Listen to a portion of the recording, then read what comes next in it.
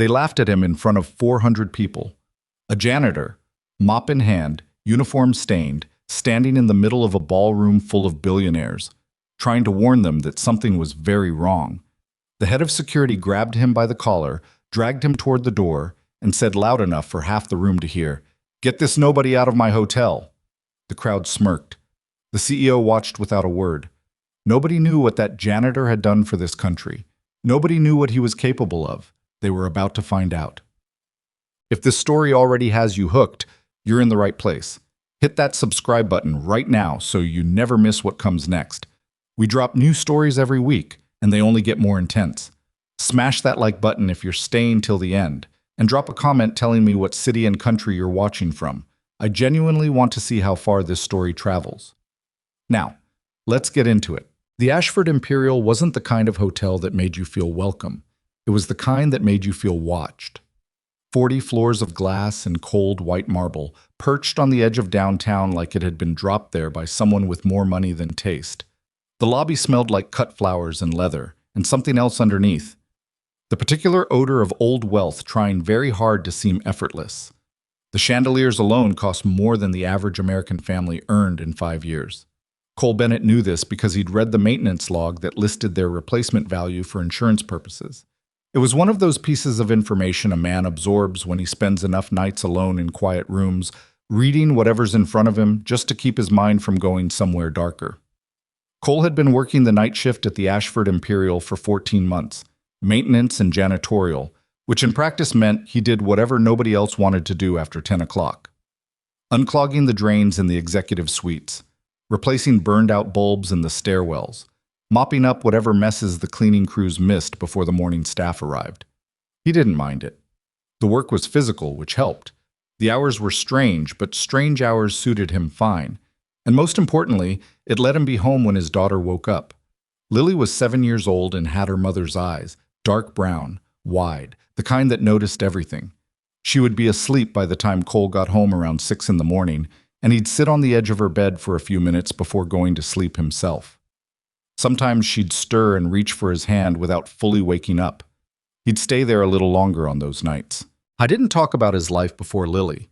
Not to his coworkers, not to his neighbors, not to the woman at the school front desk who'd asked him once, with that particular brand of careful curiosity, whether he'd ever served. He'd said no. He'd said it easily, the way you say something you've practiced enough times that it stops feeling like a lie. The truth was more complicated and more painful than any casual conversation deserved.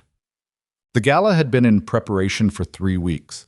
Cole had watched it come together the way he watched most things at the hotel, from the periphery, quietly, doing his job while other people did theirs. The ballroom on the 32nd floor had been rented exclusively for the evening by Ashford Meridian Holdings, the company owned and operated by Victoria Ashford. He knew her face from the framed photographs in the executive corridor. Serious expression, dark hair pulled back, the kind of composure that reads as either tremendous self-discipline or a very expensive poker face. She was 30 years old and had inherited her father's company at 26 after his sudden illness.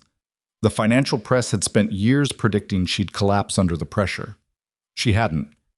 Tonight she was hosting what the event sheet described as an exclusive investor relations gala. 400 guests, private catering, a string quartet that had been booked for $6,000 for 4 hours of background music. Cole had read all of this because the maintenance supervisor, a tired man named Gerald, who was perpetually behind on paperwork, had left the event coordination binder in the break room again. Cole arrived at 9:15, 45 minutes into his shift.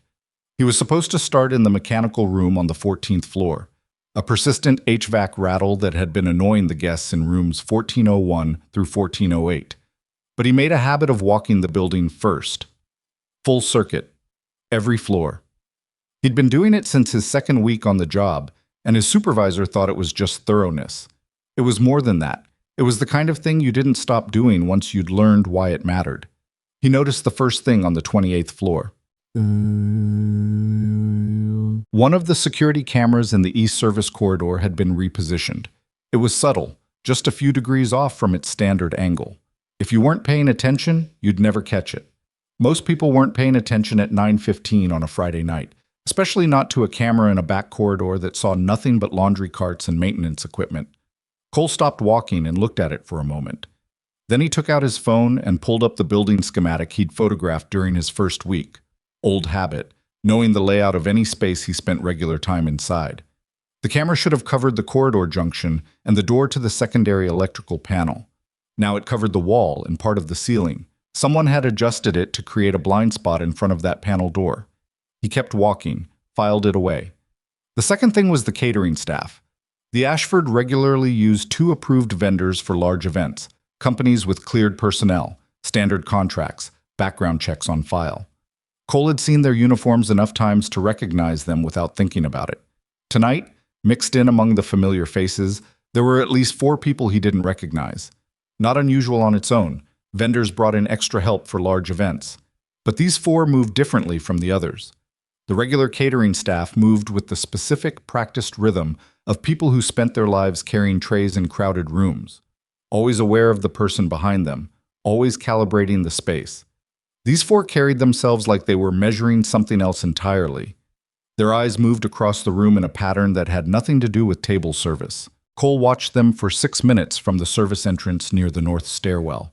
The third thing he noticed was the emergency exit on the building's west side, 32nd floor, the one that opened to the external staircase used for evacuation drills. The little green indicator light above the handle, which should have shown red when locked, was green. The door was unlocked. Had been unlocked, he realized, for at least as long as he'd been on that floor. Long enough that no alarm had triggered, which meant someone had bypassed the alarm before unlocking it. Cole stood there for a moment with his hand near the handle without touching it. Then he turned around and went to find the head of security, Chat. His name was Marcus Hale, and Cole had spoken to him exactly twice in 14 months. Once when Cole had flagged a faulty sprinkler sensor, and once when a guest had left a bag unattended in the lobby, and Cole had reported it before anyone else had noticed. Both times, Hale had been professionally dismissive in that particular way of men who've been given authority without being tested by it. He wasn't cruel exactly. He just had the easy confidence of someone who'd never been seriously wrong about anything that mattered. Cole found him near the ballroom entrance on the 32nd floor, standing with 2 of his staff, holding a clipboard and a radio. Hale was a tall man, broad in the shoulders, wearing the hotel's private security uniform with the kind of pride that suggested it was the sharpest thing he'd ever worn. Mr. Hale, Cole kept his voice low, professional. I need about 90 seconds of your time. Hale glanced at him, glanced away. Bennett, right? Night maintenance? Yes, sir. I've noticed 3 things tonight that I think you should know about. Tonight's a busy night, Bennett. I know. That's why I'm flagging them now rather than later. Something in Cole's tone made Hale look at him more carefully. Maybe it was the absence of the usual apologetic deference that maintenance workers tended to adopt around security staff. Cole wasn't aggressive or combative. He was simply direct, in the way of someone who'd spent years having conversations where directness was the only thing that kept people alive. Okay, Hale said slowly. What have you got? Cole told him about the repositioned camera. He described its original coverage angle versus its current position and what that blind spot now concealed. He told him about the 4 unfamiliar catering staff and what he'd observed about their movement patterns. And he told him about the unlocked emergency exit with the bypassed alarm. He spoke for exactly 90 seconds. When he finished, Hale looked at him for a moment. Then he looked at the 2 security staff standing nearby. Something passed between them, some private assessment, and Cole recognized it for what it was before it even fully formed. You're talking about a repositioned camera, Hale said.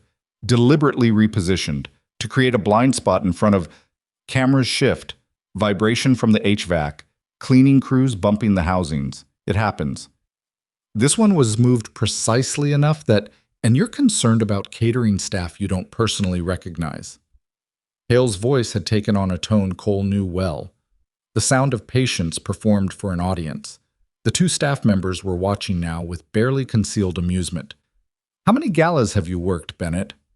I'm not claiming to have worked galas. I'm telling you what I observed. Right. And what you observed is a camera moved a few degrees, some waiters you haven't met before, and an exit door.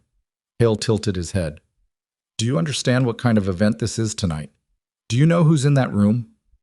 I know what I saw, Mr. Hale. What you saw, Hale said, and his voice had dropped into something that carried something calibrated to be heard by the guests near the entrance, some of whom were already glancing over, is 3 completely ordinary things that you've constructed into some kind of threat scenario. He paused. This is a 5-star hotel. Our security operations run at a level that is, respectfully, a little outside your area of expertise. One of the staff members, young guy, maybe 24, with a smirk he wasn't quite managing to hide, said, "The janitor's running threat assessments now." A few guests near the entrance chuckled. It was the kind of laughter that comes from relief, from recognizing that a moment of potential awkwardness has resolved into something they can feel superior to. Cole didn't respond to it. He looked at Hale. "I'm asking you to verify 3 specific things. It takes 10 minutes. What it takes," Hale said, louder now, "is for you to go do your job and let us do ours." He turned to one of his staff. "Escort Mr. Bennett to the service elevator, please." "I don't need an escort." "Good. Then leave on your own." Acham. They walked him out through the lobby. Not roughly. Hale wasn't that sloppy, but with enough visible ceremony that anyone watching understood what was happening. The man in the maintenance uniform was being removed. Order was being maintained. Cole stepped out through the main entrance into the night air. It was raining. Not hard. The kind of light, persistent rain that soaks through eventually without you noticing until it's done. He stood under the awning for a moment and looked at the street. His phone read 9:58 p.m. He thought about Lily sleeping in her bed 12 miles away. About the way she'd asked him that morning, completely unprompted, if he thought fish had feelings. He told her he thought probably some of them did, and she'd thought about it with complete seriousness and said, "Then I feel bad for the ones that get eaten by bigger fish." And he'd said, "Me too, Bug." And she'd nodded like that was the appropriate response. He thought about the camera, the 4 men, the unlocked door. He ran the calculation again, not with emotion, not with ego, just the way he'd been trained to think about problems. Probability, pattern, consequence.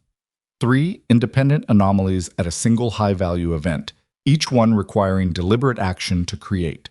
Not random, not incidental. The rain fell on the awning above him. He pulled out his phone and looked at the building schematic again, specifically at the maintenance tunnel access beneath the east wing, which connected to the hotel's service infrastructure through a basement junction that was technically his area of responsibility. He stood there for another 20 seconds. Then he put the phone in his pocket and walked back toward the hotel. Not through the front door, and not because anyone had asked him to. The maintenance tunnel beneath the Ashford Imperial smelled like rust and standing water and decades of accumulated grime that no cleaning schedule had ever fully addressed. Cole had been down here before, twice, for pipe inspections, and both times he'd thought the same thing. Whoever designed this building had put considerably more thought into the parts guests would see than the parts they wouldn't. The tunnel ran east to west beneath the ballroom level, roughly 12 feet wide and 7 feet high, with exposed conduit along the ceiling and a concrete floor that sloped slightly toward a central drainage channel. Emergency lighting every 30 feet, the kind that gave off just enough pale yellow glow to see your feet and not much else. Cole moved through it without a flashlight. He didn't need one. He'd memorized the schematic well enough to navigate by shape and distance, and using a light down here tonight felt like a bad idea in a way he didn't need to consciously justify. He'd entered through the east access point, a heavy steel door behind the hotel's external utility boxes, the kind of door that required a maintenance keycard to open and that most of the night security staff didn't know existed. His keycard worked because 14 months of consistent, unremarkable employment had given him access to nearly every non-guest area of the building. Nobody had ever thought to question whether that was appropriate. He was the janitor. Janitors needed access to mechanical systems. Nobody thought past that. He was 60 feet into the tunnel when he heard voices. He stopped walking immediately and stood still, controlling his breathing without thinking about it. An old discipline, as automatic as blinking. The voices were coming from somewhere ahead and slightly below, which meant the secondary basement level, the one that didn't appear on the standard hotel map, and that Cole had discovered on his 3rd week of work when he'd followed a leaking pipe to its source and found a door that the maintenance log had labeled simply as storage, decommissioned. 2 voices. Male. Speaking in a register that suggested they believed they were alone. Cole moved forward slowly, placing his feet with care until he could make out words. Team on the southwest stairwell confirms the exit is clear. What about the override on the suppression system? Handled. 2200, the alarm triggers automatically. By the time anyone figures out it's a false activation, we'll already have her in the lower corridor. Cole stood in the dark and listened. The second voice said, Hale confirmed the access route? A pause. Hale did his part. He doesn't need to know the rest. Cole filed that away without reaction, the way he'd been trained to receive operationally significant information. Not with surprise, not with the physical spike of adrenaline that amateurs couldn't suppress, but with a kind of cold, functional clarity. Hale, the head of security. He hadn't been dismissive because he was arrogant, or not only because of that. He'd been dismissive because Cole asking questions was a problem he needed to go away. The voice continued. She's going to be moved to the lower corridor under the pretense of an evacuation assist. Her personal bodyguards will be rerouted to the north stairwell. That's already arranged. When she gets to the junction at sublevel 2, our people will be waiting. And the authorization? She signs or she doesn't come back up. A brief silence. Either way, the transfer initiates. We have the secondary credentials. Cole had heard enough. He took a slow step backward and then another, reversing through the tunnel with the same careful quiet he'd used coming in. His mind was already sorting through what he knew and what he needed to do with it. The operation was elegant in the way that thoroughly planned crimes tend to be. Not flashy, just layered. The false alarm would create genuine confusion among 400 guests, which would overwhelm the legitimate security response and give the mercenaries their window. Victoria Ashford's own bodyguards would be separated from her under the guise of coordinating evacuation. Hale's network inside the hotel had turned what should have been her protection into her exposure. By the time anyone on the outside realized something was wrong, she'd be underground, isolated, and being coerced into signing over control of a multi-billion-dollar company before being made to disappear. The word they'd used, authorization, told Cole the rest. This wasn't a ransom operation. Ransom required negotiation, and negotiation required a living asset with leverage. This was a corporate takeover executed at gunpoint. Whoever was behind it wanted the company, not the person. He emerged from the tunnel access point near the hotel's east loading dock, stepped into a narrow alcove out of the rain, and checked his watch. 10:11 p.m. The alarm they'd mentioned was set for 10 o'clock p.m. But Cole had heard them confirm 2200 military time for 10 p.m. He'd entered the tunnel at 10:01. Either the alarm had already triggered or something had delayed it. He pulled out his phone and called 911. The dispatcher answered on the second ring. Cole spoke quickly and precisely, identifying the hotel, describing the nature of the threat, and providing the specific location, sublevel 2, secondary basement corridor, where the operation was centered. He gave it clearly, without dramatizing it, and then said, I want to be honest with you. I know how this sounds. I'm calling from a cell phone. I'm a maintenance worker, and I'm describing a kidnapping conspiracy inside a private hotel. I understand you're going to verify this before committing resources. I'm asking you to do that verification as fast as possible because I believe the window for this is under an hour. The dispatcher said, Can you stay on the line, sir? No, Cole said. I can't. He ended the call and put the phone in his pocket. The police response time, assuming they took it seriously enough to escalate quickly, was at minimum 8 to 12 minutes for a preliminary unit and 30 or more for anything resembling an organized response to a threat of this complexity. He didn't know whether the dispatcher would treat it as a priority or a crank call. He had to operate on the assumption that he was alone for now. The question was Victoria Ashford. She was somewhere in that ballroom, 32 floors above him, surrounded by 400 guests and a security team that had been at least partially compromised. She didn't know any of this. She was probably halfway through a speech about quarterly projections or sustainable investment strategies, and at some point in the next 45 minutes, someone she trusted was going to walk up to her and tell her there was a situation that required her immediate attention downstairs. Cole took one breath. Then he went back into the building. Getting to the 32nd floor without being seen by Hale's people required using the Northeast Service elevator, which ran separately from the main service lifts and was used primarily for linen transport. Cole took it to 31, then used the stairwell access to come up through the east side of the building. emerging in a short corridor behind the ballroom's secondary entrance, a staff door used by catering for unobtrusive plate clearing. He pressed himself against the wall beside the door and looked through the narrow rectangular window set into it at head height. The ballroom was full, chandeliers blazing, tables crowded with people in expensive clothes, the string quartet playing something in the middle register that was sophisticated enough to be background noise and nothing more, a long head table at the north end of the room, and behind a podium at its center, Victoria Ashford. She was speaking. Cole couldn't hear her through the door, but he could read the room, people leaning in slightly, the attentive posture of investors who are evaluating every word for what it costs them or earns them. She had her hair down tonight, which the photographs in the executive corridor never showed. She looked younger than her pictures, which in Cole's experience usually meant someone working harder than their public image suggested. He scanned the room for the 4 men he'd identified earlier. 2 of them were positioned near the main entrance, stationed beside the legitimate security staff closely enough to look like part of the same team. 1 was near the north stairwell door. The 4th had moved. Cole looked for him and found him after a moment near the rear exit on the east wall, which was one of the emergency exits Cole hadn't checked before being removed from the building. They were in position. Cole looked at the time, 10:17. The alarm hadn't gone off yet. That meant either his time estimate was wrong or there'd been a delay in the plan. Either way, he had a window he needed to use. The problem was getting to Victoria without going through the main ballroom, which would put him in direct sight of Hale's people. The problem after that was convincing a woman he'd never spoken to, surrounded by 400 witnesses, that the man in the maintenance uniform showing up at her private gala had information she desperately needed. He didn't have credentials. He didn't have a badge. He had a mop bucket left on the service elevator and the kind of face that a room full of billionaires would dismiss in about 4 seconds. He thought about it for a moment.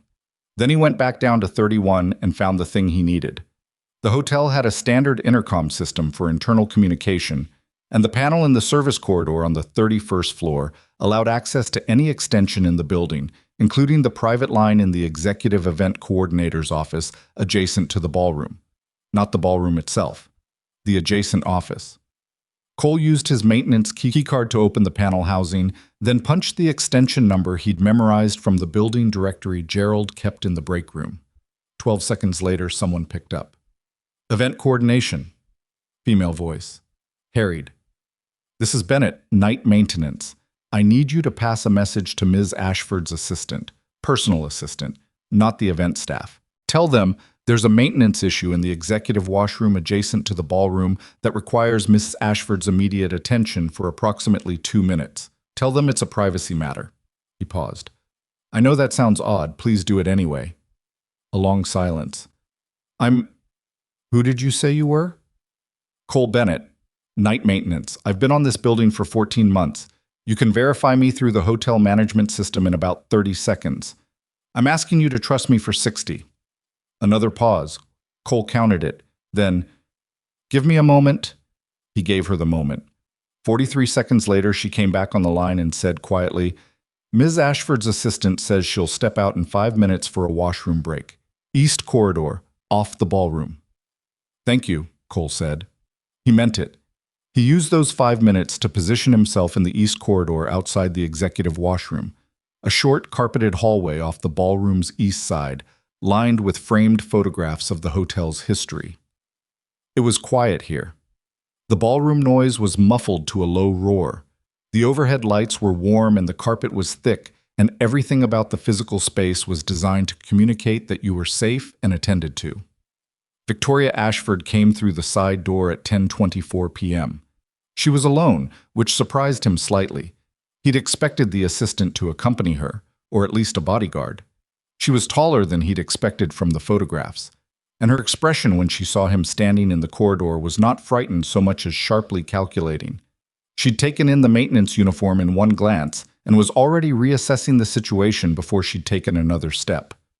"You're the maintenance person," she said. Not a question. "Yes, ma'am. My assistant said there was an issue with the washroom." "There's no issue with the washroom. I'm sorry for the misdirection. I needed to speak with you privately, and I didn't have a better option." She stopped walking, looked at him directly. "You have about 20 seconds to give me a reason not to call security." "The reason," Cole said, is that your head of security is part of the operation that's planning to take you underground in the next 30 to 40 minutes, force you to authorize a transfer of company control, and then make you disappear. The corridor was very quiet for a moment. Victoria's expression didn't collapse into panic. That was the first thing he noticed. It cycled through something more complex. Disbelief, rapid evaluation, a flash of something that might have been recognition, and then it steadied into a hard, controlled attention. "You're the janitor they threw out earlier." "Yes." "Hale said you were—" She stopped herself. "What did you say about Hale?" "He's involved. I heard his name in a conversation I wasn't supposed to hear, in the maintenance tunnel beneath the ballroom. I also called the police about 15 minutes ago, but I can't guarantee their response time." He paused.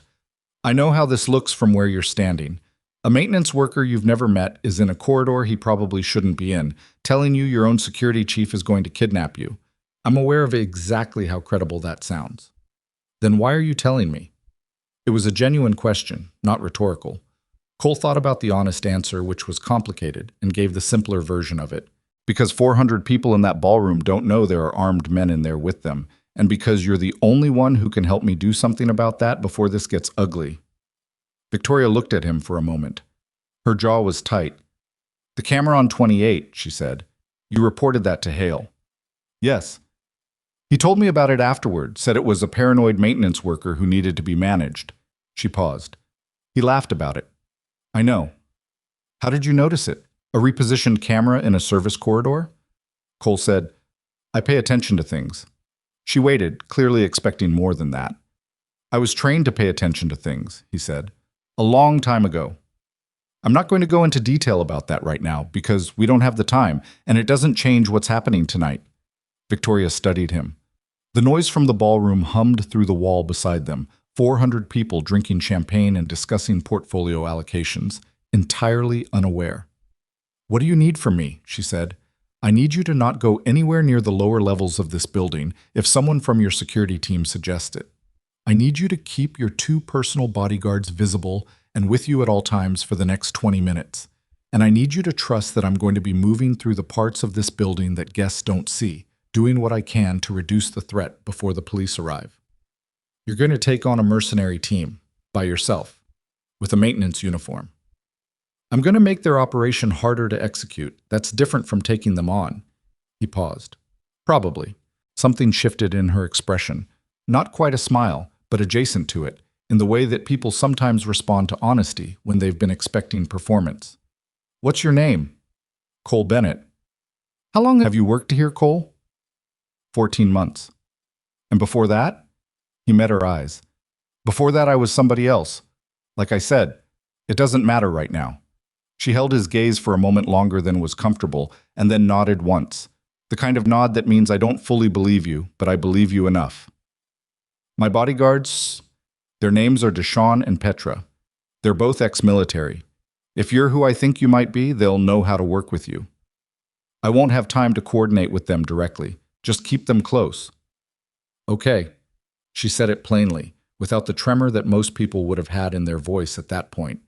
He noted it without comment. "What happens if the police don't come?" "Then we improvise." He stepped back from her toward the service door.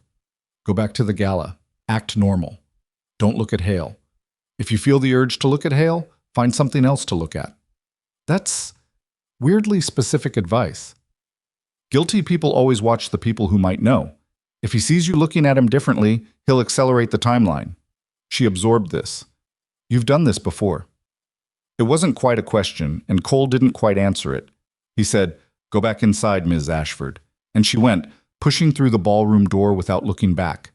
He waited until the door closed. Then he pulled out his phone and checked the time, 10:31, and thought about the layout of the building's sub-level 2, and where a team of 4 to 6 men would position themselves to intercept a target being brought down from the ballroom through the east stairwell. The tunnel entrance he'd used earlier was now compromised. They might have discovered the open access panel. The west maintenance passage, however, ran parallel to the service corridor and connected to the sublevel through a different junction. He'd used it once, in his 3rd month, to reroute a drainage issue. He remembered the layout well enough. The rain was still falling somewhere above him, invisible now, the city carrying on without any awareness of what was happening in this building's basement. Cole thought about Lily for 1 second. Her voice asking whether fish had feelings, the absolute seriousness of a 7-year-old engaging with the weight of a question. And then he stopped thinking about her because he had to, because the part of him that thought about Lily and the part of him that did what he was about to do could not occupy the same space at the same time. He opened the service door and moved into the dark. The west passage was narrower than the east tunnel, the ceiling lower, the lighting worse. One of the fluorescent strips had burned out entirely, leaving a 30-foot gap of near-total darkness that Cole walked through slowly, one hand trailing the conduit along the wall as a guide. He counted steps. 42 steps from the stairwell access to the junction he was looking for, according to the distance he'd calculated from the schematic. He counted to 38 and stopped. There was a sound ahead of him. Faint. The particular sound of someone trying not to make sound, which is different from actual silence in ways that most people can't articulate, but that some people learn to hear because the alternative is worse. It was a controlled breath, the slight shift of weight on a concrete floor. Someone was standing in the dark between him and the junction. Cole pressed himself against the left wall and thought for a moment. He was unarmed. The man ahead of him almost certainly wasn't. The passage was narrow enough that a direct approach was essentially a gift. Nothing to dodge, nowhere to go, clear line of sight from close range the moment either of them used a light. But the other man didn't know exactly where Cole was, which meant he was waiting and listening, which meant he'd heard something. Cole's footsteps, probably, in the last few steps before Cole had stopped. Cole picked up a small piece of loose conduit casing from the floor beside his foot, the kind of thing that accumulated in maintenance passages and that he'd normally just step over, and threw it gently to his right, toward the far wall, about 15 feet ahead of his position. The sound it made when it hit was modest, but in the silence of that tunnel, it was enough. The man ahead moved toward it. Cole moved toward the man. What happened in the next 8 seconds was fast and ugly, and not something Cole would have been able to describe clearly afterward, the way violent things tend to resist clean description when you're inside them. There was impact and struggle, and the particular problem of someone bigger than you trying to use their size in a space too tight for size to matter. And then there was a man on the floor of the tunnel and Cole standing over him, breathing harder than he'd like, with a bruise forming somewhere under his left arm that he'd deal with later. He relieved the man of his radio and the sidearm holstered at his hip. He zip-tied the man's wrists with the restraints from the man's own vest. They all carried them, the professional ones, and left him there. He checked the radio. Channel 3. He could hear low traffic on it, clipped, professional exchanges that told him the operation was still on track from their perspective. They didn't know he was in the building. They thought he was a dismissed maintenance worker standing in the rain outside. He kept the radio and moved through the junction. Sublevel 2 opened up ahead of him, wider and colder than the passage, with a concrete ceiling 12 feet up and a series of support columns running down the center. Storage cages lined the walls, old hotel equipment, covered furniture, decommissioned fixtures. The space was maybe 80 feet long and 40 wide, and at the far end, where the secondary corridor branched off toward the east stairwell base, Cole could see light. Actual electric light, portable, the kind used by construction crews and people who need to work in spaces without permanent power. He could also see 3 men. They weren't aware of him yet. They were arranged in a loose triangle near the corridor entrance, 2 facing the stairwell and 1 facing the access from the main tunnel. Cole was coming through a secondary access that didn't appear on the building's official documentation, which meant it hadn't been part of their planning. He pressed himself behind the nearest storage cage and calculated. 3 men, armed, in a defensible position. He had 1 sidearm with, he checked the magazine without sound, 11 rounds. He had the element of surprise and a space full of obstacles. He did not have a good outcome if this became a straightforward gunfight, because gunfights were not won by the person who started them. Outnumbered 3 to 1 in a confined space, no matter what anyone's training level was. What he had, though, was the radio. He keyed it briefly, the shortest possible transmission, just a burst of static, and watched 2 of the 3 men react to it. Their eyes went to their own radios. One of them reached for his and said quietly, "Say again, position 4. No response from the man Cole had left zip-tied in the tunnel. "Position 4, do you copy?" The man facing the main tunnel entrance took a step toward it, which was the wrong direction from Cole. Cole came out from behind the storage cage, moved low and fast across 20 feet of open floor while their attention was fragmented, and reached the nearest column before any of them had registered the sound of his movement. The next 40 seconds were the most dangerous thing Cole had done in years, and he did them without thinking in any language more complex than spatial awareness and timing. Where bodies were, where openings were, what each fraction of a second cost and bought. When it was over, 2 of the 3 men were down, and the third had his weapon trained on Cole from 8 feet away, and Cole had the third man's partner's weapon trained on him, and they were both breathing hard in the portable work light's harsh yellow glow. A standoff. The most exhausting kind of problem. "You took down Reyes," the man said. He was 40-ish, compact, with the kind of steady hands that told Cole he was experienced enough to be genuinely dangerous. In the dark. "He moved toward the noise," Cole said. "That was his mistake." "Who are you?"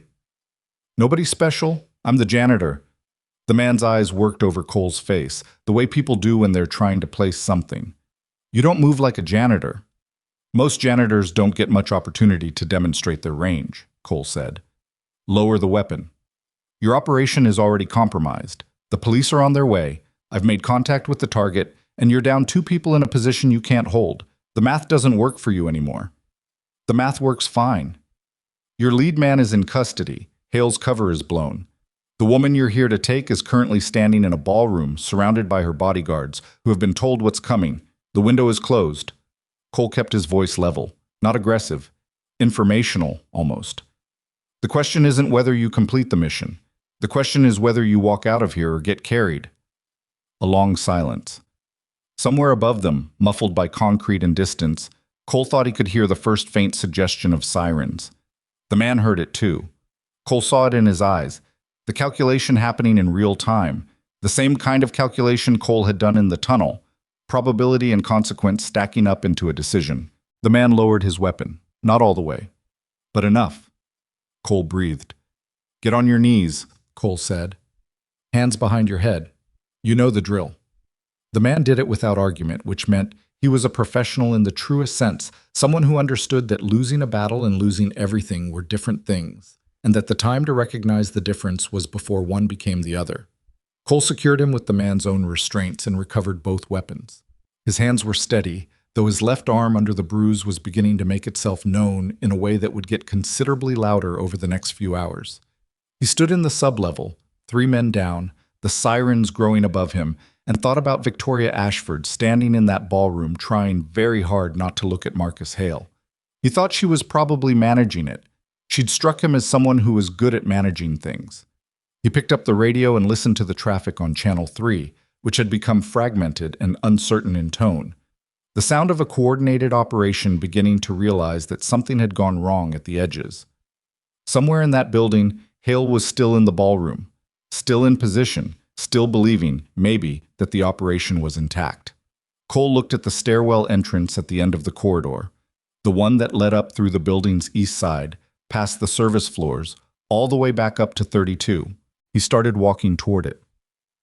The east stairwell smelled like concrete dust and the faint metallic trace of the building's ventilation system, and Cole took it 2 steps at a time with his left arm aching and a stolen radio in his hand, and the particular kind of focus that exists on the other side of fear.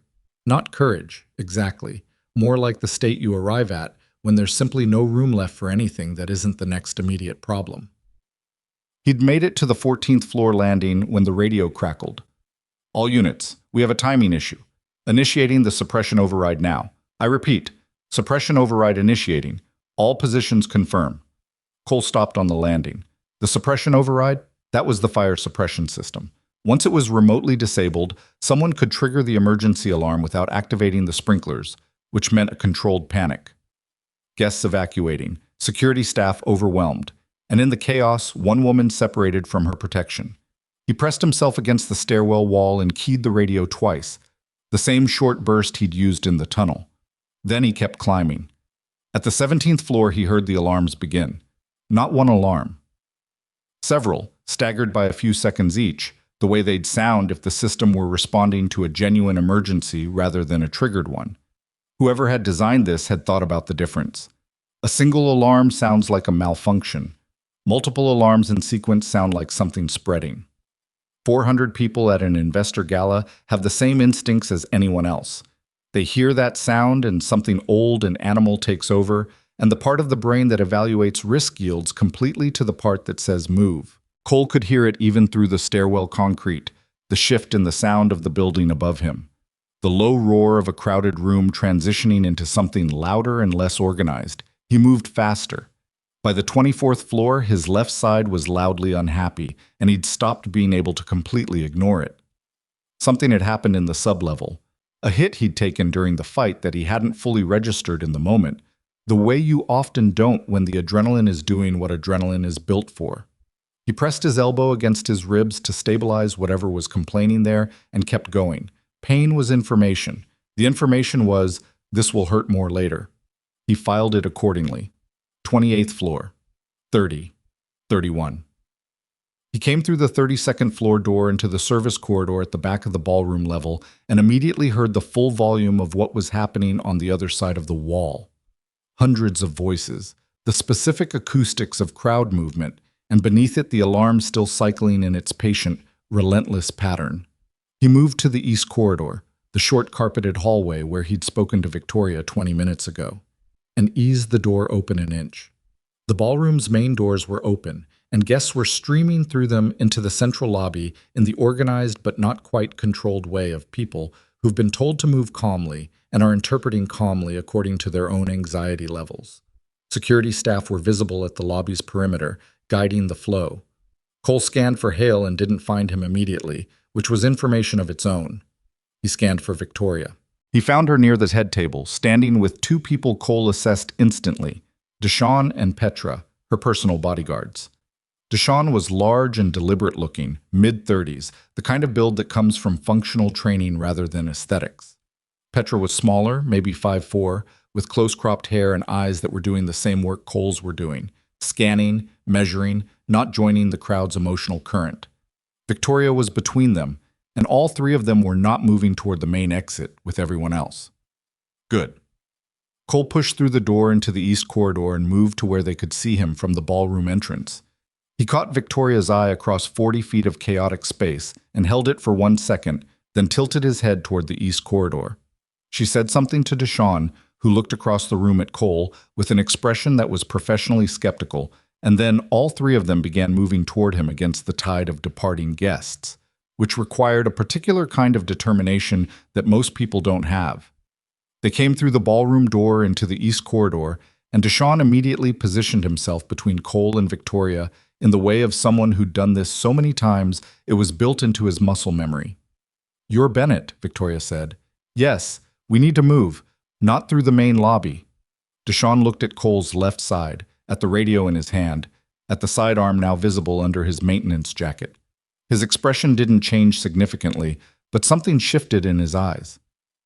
"Where'd you get the weapon?" "Downstairs," Cole said. "From one of their people. There were 3 of them at the sub-level 2 staging point. They're no longer mobile." He paused. "There are at least 2 more unaccounted for in the building, plus Hale.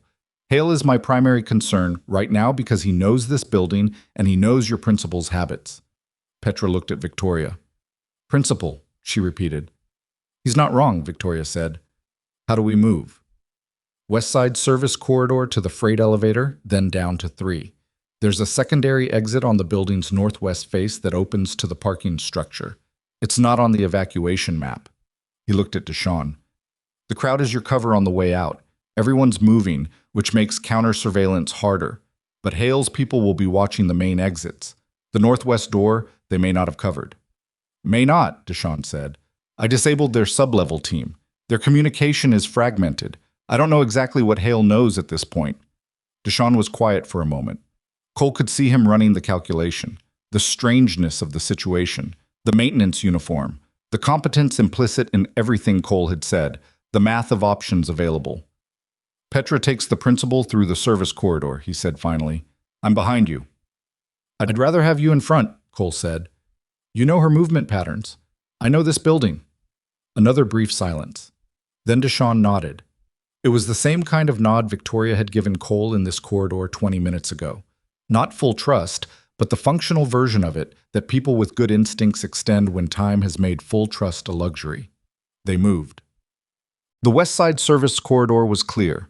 Cole went first, checked the junction, waved them through. Victoria moved between Petra and Deshawn without complaint, and without the kind of frightened hesitation that would have slowed everything down. She'd taken off her heels at some point, Cole hadn't noticed when, and was moving in her stockinged feet across the concrete service floor at a pace that required no adjustment from anyone. Cole noticed this the way he noticed most things tonight. Filed it, moved on. They were 40 feet from the freight elevator when the radio in Cole's hand went active.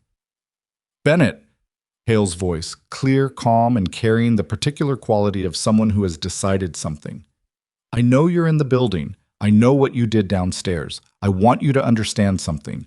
You've made this considerably more complicated, but you haven't stopped it. Stop moving her and come talk to me." Cole didn't respond. He looked at the others and made a small gesture. "Keep moving." And they did. "I'm watching the building systems right now," Hale continued.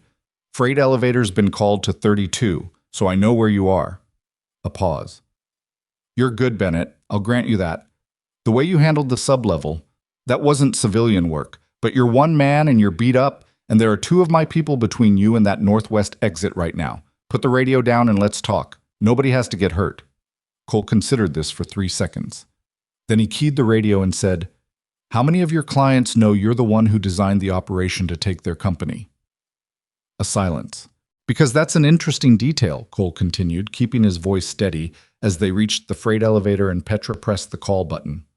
"Whoever hired you to do this, they paid you to deliver Victoria Ashford and the authorization documents.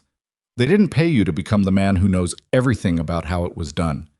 People who know everything tend to become inconvenient eventually." The elevator arrived. They got in. "You're stalling," Hale said on the radio. "I'm giving you something to think about," Cole said, and the elevator doors closed and the radio cut to static as the signal dropped. Deshawn looked at Cole. "Was that true? About his clients?" "Probably not the part he's thought all the way through yet," Cole said. "But it's true enough." The freight elevator descended. Floor 26, 22, 18. Victoria stood with her back against the elevator wall and her arms at her sides, and Cole noticed, he couldn't help it, the same way he couldn't help noticing anything operationally significant, that her hands were shaking very slightly.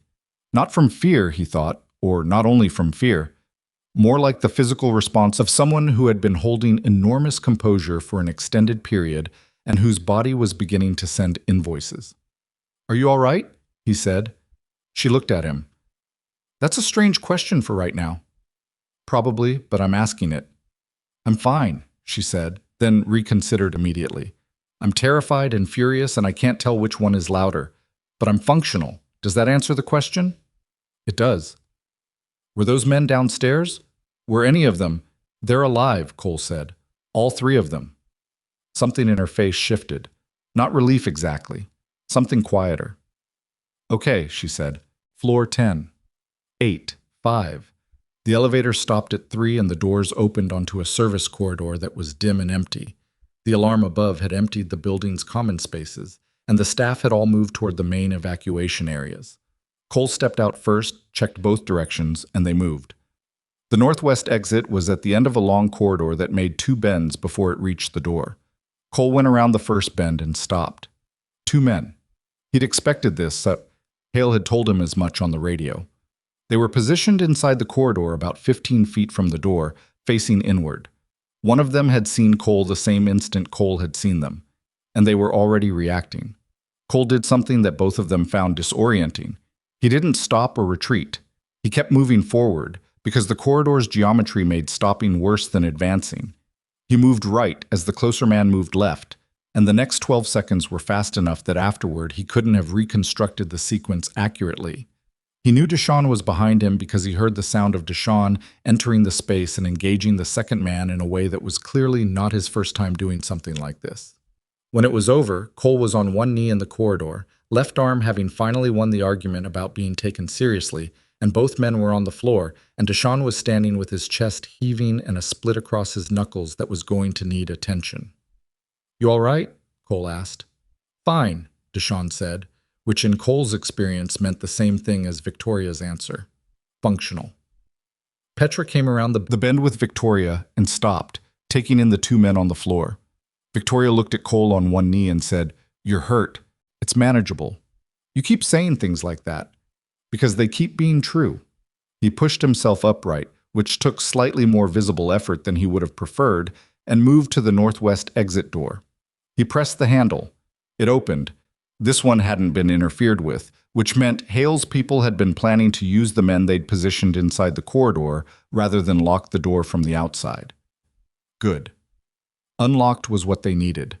Cold air came through from the parking structure beyond. "Go," Cole said. Deshawn stays with her. "Petra, take the left side of the structure. There's a security booth at the northwest corner of the parking level that has a hardline phone. Call the police directly.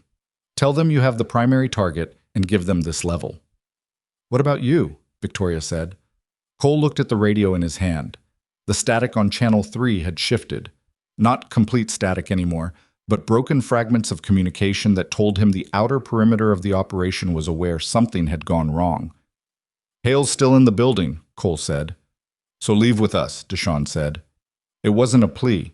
It was the rational position, stated plainly. He knows where we came out. If he gets to a vehicle and leaves before the police establish a perimeter, everything that happened tonight becomes a story that 6 lawyers turn into nothing. He needs to be inside when they arrive. Cole looked at Victoria. "The recording devices you have, whatever security footage is being captured tonight, where's it stored?" She blinked. "The primary security system routes to the server room on sublevel 1, but Hale has access to—" "Is there a backup?"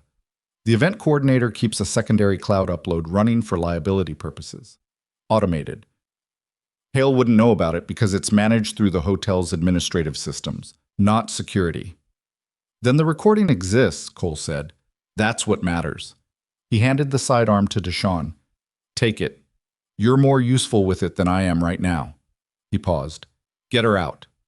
Deshawn looked at him for one more moment, then took the weapon and moved Victoria toward the door. Petra followed.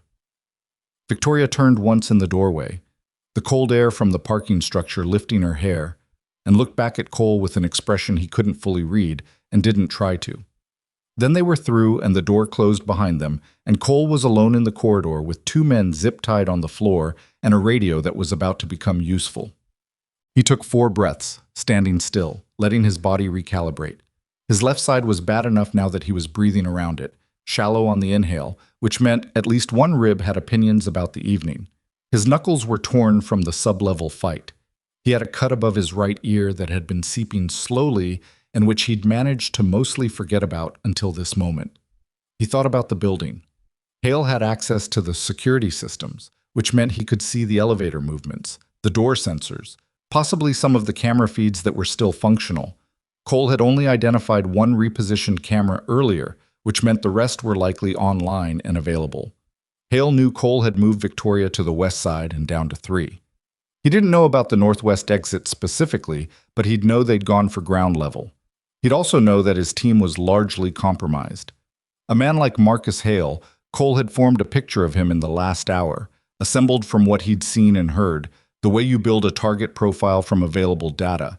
A man like that didn't become the chief of security for a major hotel through incompetence. He'd built something over years, a network of loyalty and leverage, and strategic positioning that had been sophisticated enough to get within 30 minutes of pulling off a corporate abduction in the middle of a 400-person gala. That required patience and intelligence and a clear, cold understanding of how people's attention worked. A man like that didn't panic when the operation went sideways. He adapted, which meant he was thinking the same way Cole was thinking, working the building, reading the situation, looking for the move that still salvaged something. A man like that, when cornered, didn't give up the masterpiece. He looked for the exit that preserved it. Cole thought about what Hale could still salvage. The answer, he realized, was the authorization. If whoever had hired Hale needed Victoria's signature on a transfer document, then Victoria was unavailable. But the secondary credentials, Hale's team had mentioned them in the tunnel. "We have the secondary credentials." That meant there was another path to initiating the transfer that didn't require Victoria's physical presence. Digital authorization, or a forged instrument, or someone else inside the company's system who had access. Cole didn't understand the financial mechanics well enough to know exactly how it worked, but he understood what it meant operationally. Hale didn't necessarily need Victoria anymore. What he needed was a machine, a computer terminal, a connection to the financial system, and the hotel's executive business center, the small, well-appointed room on the 25th floor used by guests for private work, had high-speed terminals and a connection to the corporate intranet of any company that had the hotel's enterprise contract. Ashford Meridian Holdings was the hotel's parent company. They had the contract. Cole was moving before he'd fully finished the thought. The stairwell again. This time up, which was considerably harder than down given what his left side was currently communicating. He went slowly enough not to aggravate whatever was wrong, which meant he was thinking during the climb in a way he hadn't been on the way down. He thought about the first time he'd walked into this building 14 months ago. The HR office on the 4th floor, a woman named Sandra, who'd looked at his application with the practiced eye of someone who'd processed 1,000 of them and found nothing remarkable. Name, address, references, employment history, the last 12 years listed as private security consulting, which was technically true enough to pass a background check and vague enough not to invite questions. She'd asked him if he had any physical limitations. He'd said no. She'd asked if he was comfortable working nights. He'd said he preferred them. He hadn't told her about Lily. People didn't need to know about Lily. He hadn't told her about the 14 months before this job, during which he'd tried 3 other things and failed at all of them, not from lack of competence, but from the inability to be in environments that required him to be around people in ways that his nervous system had stopped tolerating well. Busy offices, regular schedules, conversations that never ended cleanly. Night maintenance was clean. You had a list, you worked the list, you went home. The building was mostly asleep.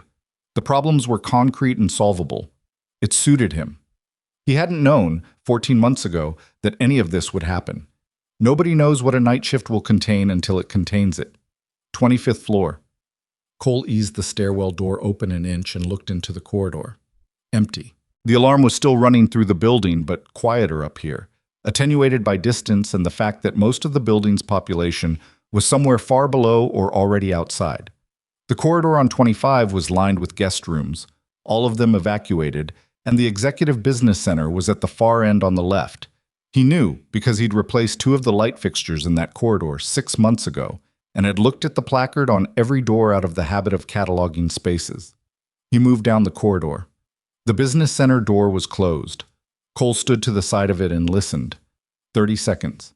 He could hear, faintly, through the door, the sound of typing. Hale was already there.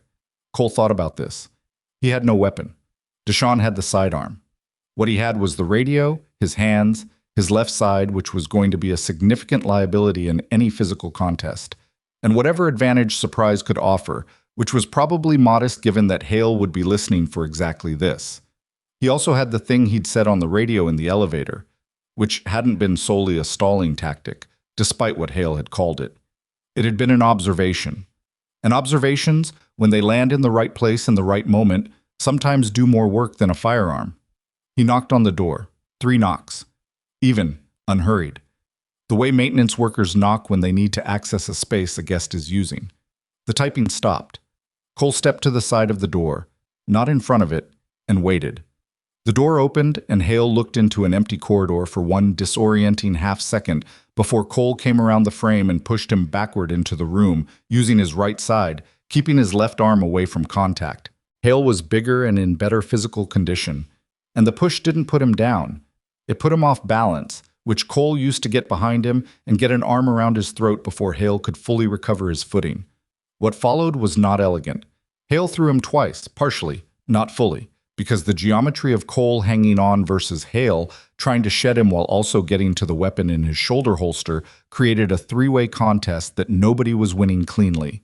Cole took an elbow across the already damaged left side and lost his grip long enough for Hale to create distance between them and turn around with his weapon drawn. They were 6 feet apart. Hale had a gun. Cole had a radio and a torn left side and was breathing in a way that confirmed the rib situation was real. "You should have left," Hale said. He was breathing hard too, which was the only satisfaction available at this moment. "I told you to walk away. You were outside in the rain. You could have gone home." "I know," Cole said, Why didn't you?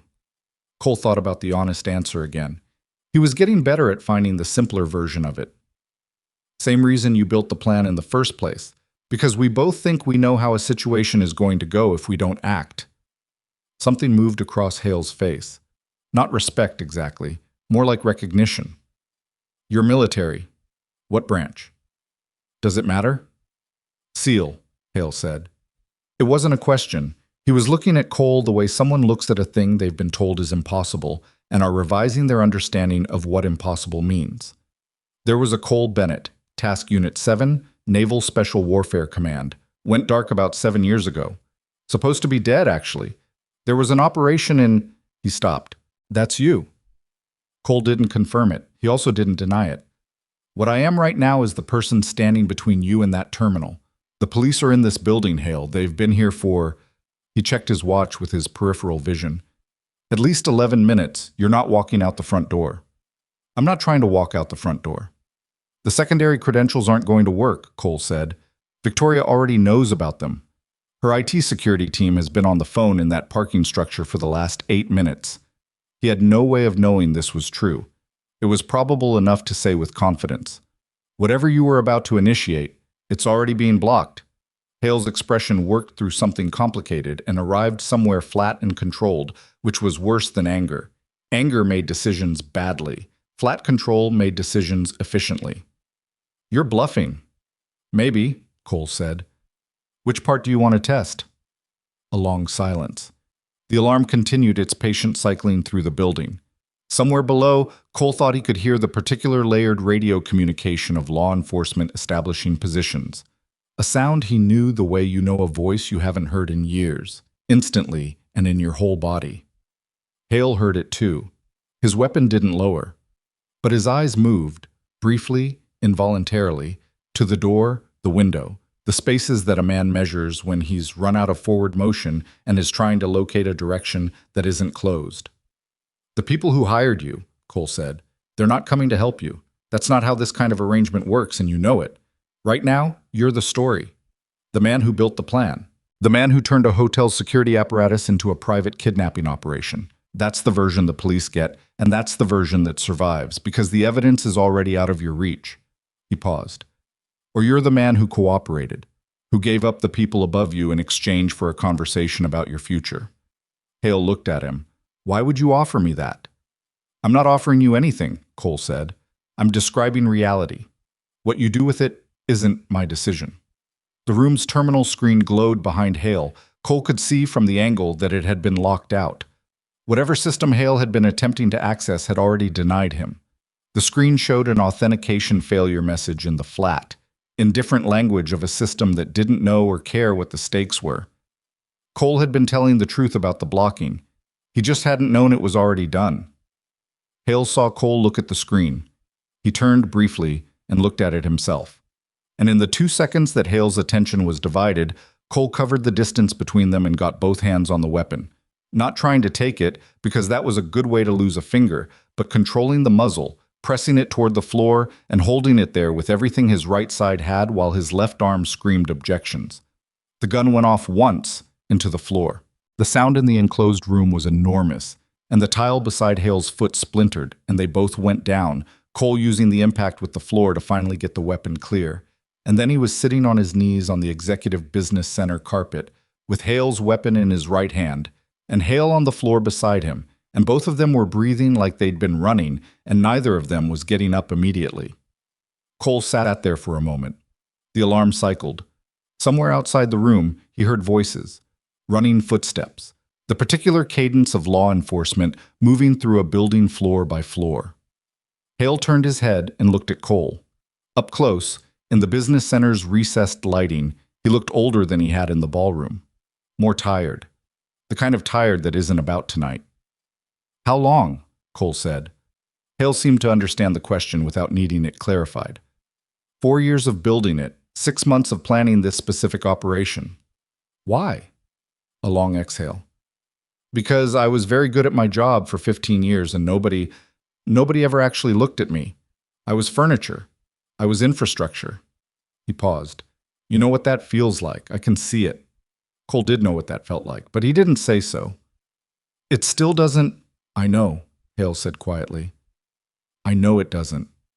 The door to the business center burst open and 3 officers came through in the compressed high-velocity way of a tactical entry, and Cole put the weapon on the floor immediately and raised both hands, which made his left side produce a sensation that was genuinely extraordinary in its intensity, and said clearly and loudly, "My name is Cole Bennett. I'm the one who called this in. The man on the floor is Marcus Hale, the hotel's chief of security. He is the primary suspect." There was a brief, dense moment in which 4 sets of eyes were making rapid assessments, and Cole was very aware of how he looked. Maintenance uniform, torn hands, blood from the cut above his ear, sitting on the floor of the executive business center next to a discharged firearm. And then one of the officers said, "Hands where I can see them. Both of you. Don't move." Cole kept his hands up and didn't move.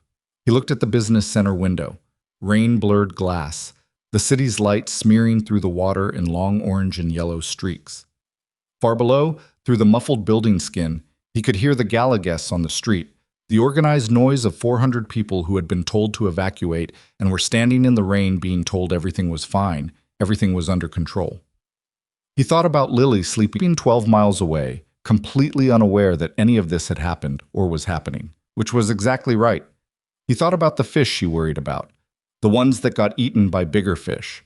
His hand stayed up and his breathing was shallow, and the officer was saying something he should probably pay attention to.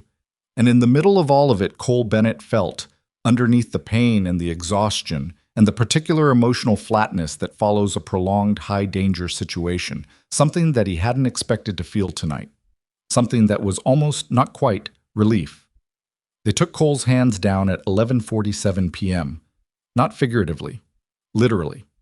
One of the officers, a woman named Reyes, whose last name Cole caught from her badge, told him he could lower his arms, and he did it slowly because fast wasn't available anymore. His left side had moved from complaint into something more like a sustained statement, and the cut above his ear had dried into a tacky line that pulled when he moved his face.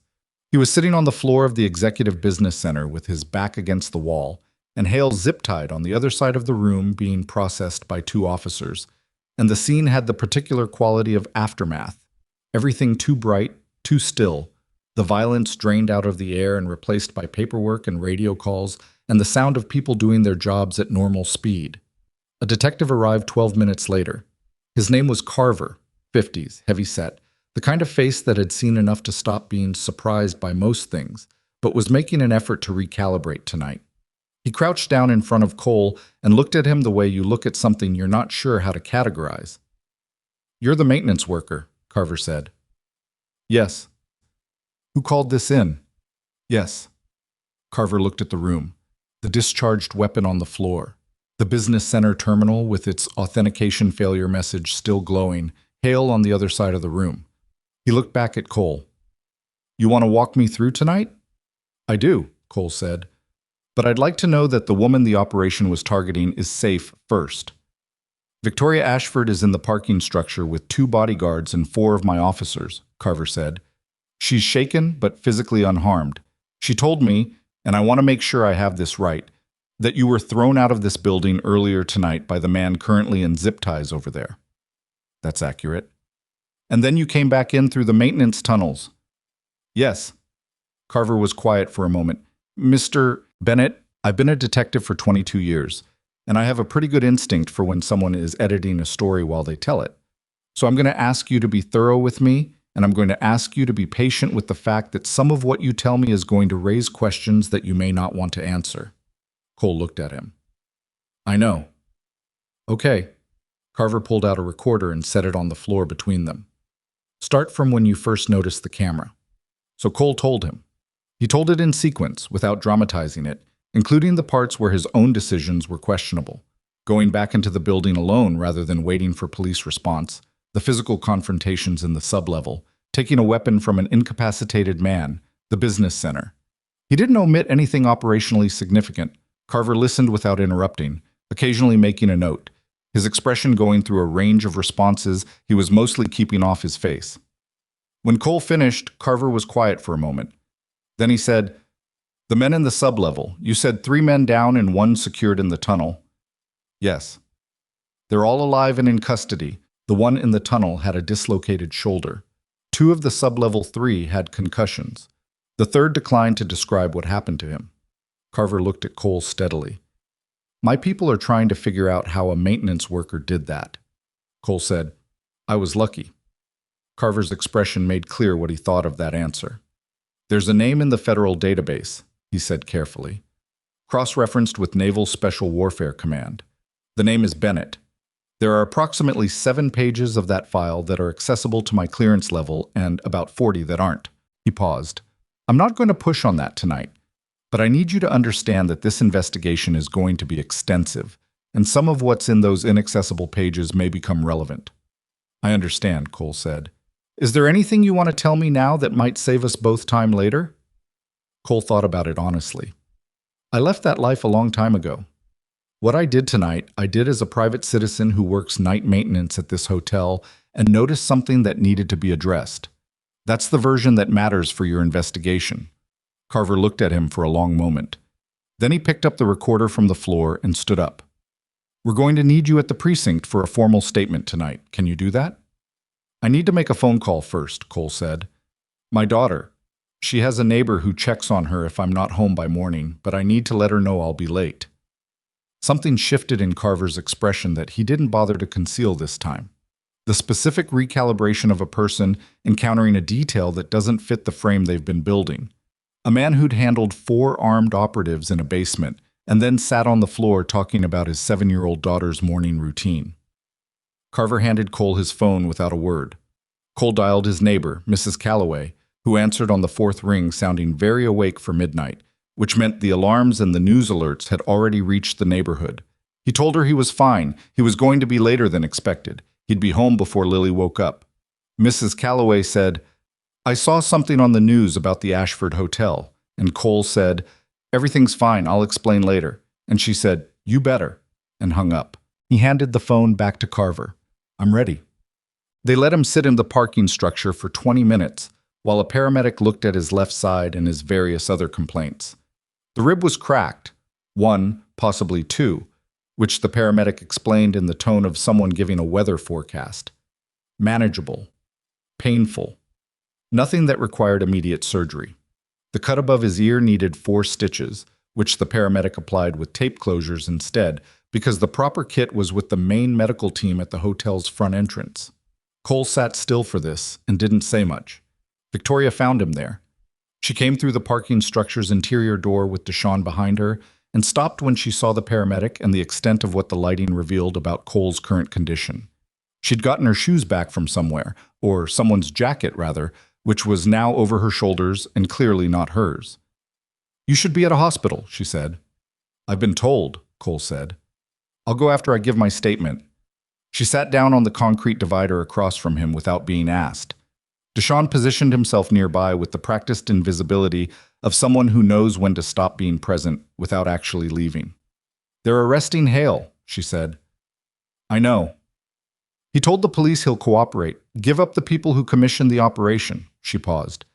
Apparently you said something to him on the radio that he mentioned it to one of the detectives, something about his clients. It was an observation, Cole said. It worked. He's smart enough to know when a ship is sinking. Smart people get off ships.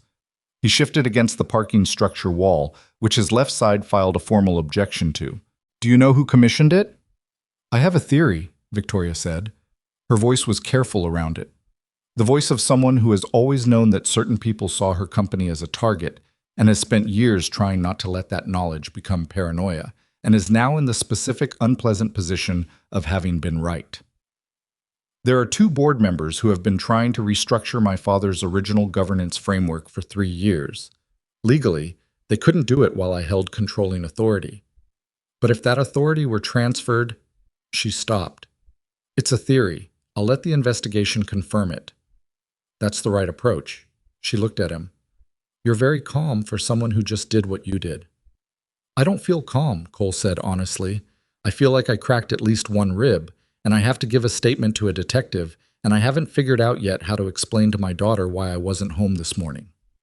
Something in Victoria's expression softened at the edges. Not in a performative way, but in the way that genuine responses happen when a person stops managing themselves for a moment. How old is she? 7. What's her name? What's her name? Lily. Does she know what you used to do? No, Cole said.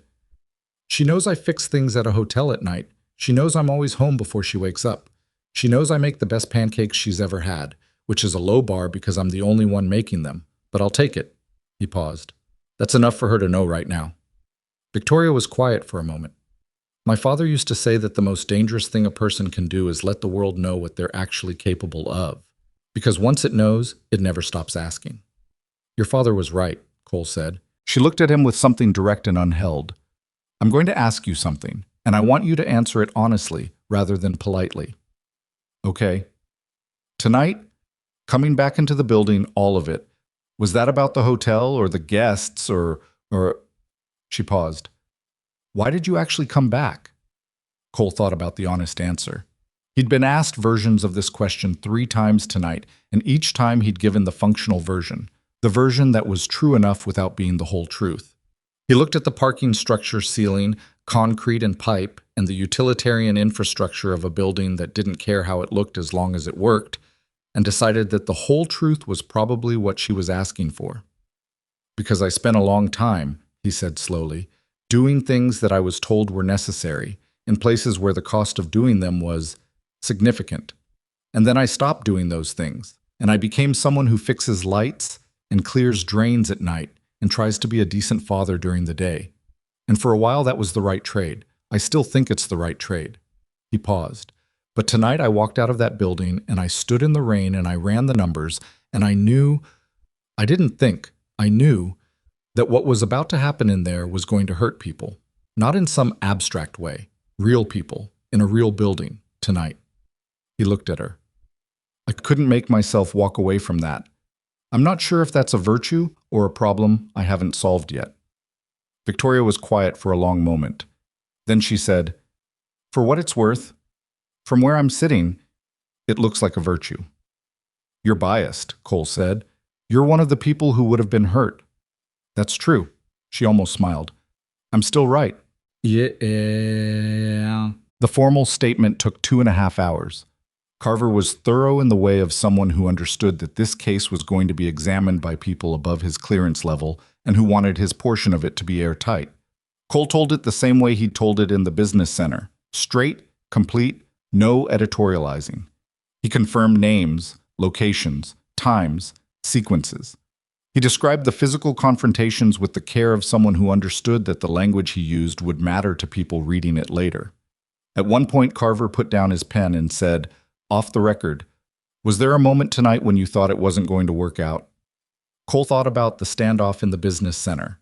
Hale with his weapon drawn, 6 feet, and Cole with a cracked rib and no weapon, and the specific calculus of a man deciding whether the situation was recoverable. Yes, he said. What happened? He made a decision, Cole said. People usually do, given enough time and enough information. Carver wrote something down, which he'd said he wouldn't, and didn't comment further on it. They released Cole at 3:14 a.m. with instructions to remain available for follow-up and a card with Carver's direct line. One of the junior officers offered him a ride home, which he accepted because the alternative was a cab, and his left side had definitive opinions about unnecessary movement. The city was quiet at that hour. Not empty, never empty, but reduced to its skeleton, the people who worked nights, and the people who couldn't sleep, and the infrastructure that kept everything running, whether anyone noticed it or not. Cole sat in the back of the police car and watched it go by, and thought about nothing in particular, which was a skill he'd developed over years, and that he valued more than most things he owned. He was home by 3:52 a.m. He sat on the edge of Lily's bed for longer than usual. She stirred once, reached out without opening her eyes, and her hand found his forearm and rested there. He stayed until her breathing had settled back into the deep, even rhythm of real sleep. Then he went to the kitchen and stood at the counter in the dark for a while. His phone had 17 missed calls and 31 messages. He turned it face down and made himself a cup of coffee, which was not a reasonable decision given that he needed to sleep, but which his body seemed to require regardless. He drank it standing at the kitchen window, watching the neighborhood's slow transition from deep night to the first gray suggestion of morning. The investigation moved faster than these things typically did, which Carver explained to Cole 3 days later was because the evidence was unusually comprehensive. The secondary cloud upload Victoria had mentioned, the automated backup run by the hotel's administrative system, had captured audio and video from the Executive Business Center's integrated security cameras throughout Hale's attempted access. This included, crucially, a portion of the conversation between Hale and Cole in the room's final minutes, during which Hale had made statements about the operation's architecture and his own role in it that his attorney was going to have significant difficulty explaining away.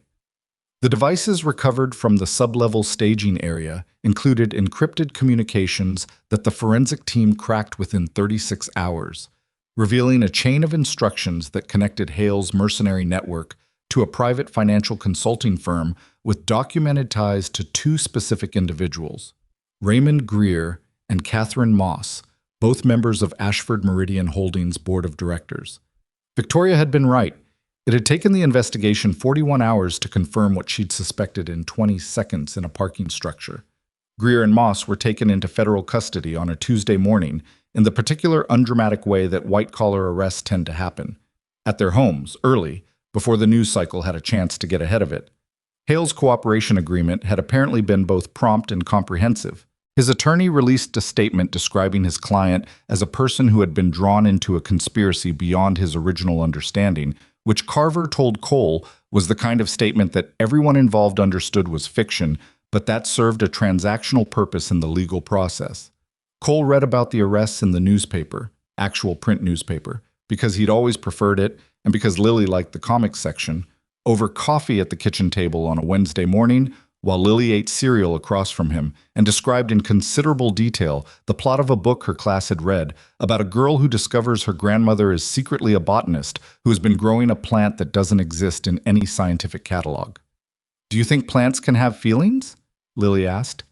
She'd been on a feelings of non-human things kick since the fish question, which Cole suspected was going to be a permanent feature of her intellectual character. "I think some plants respond to their environment in ways that look like feelings from the outside," Cole said.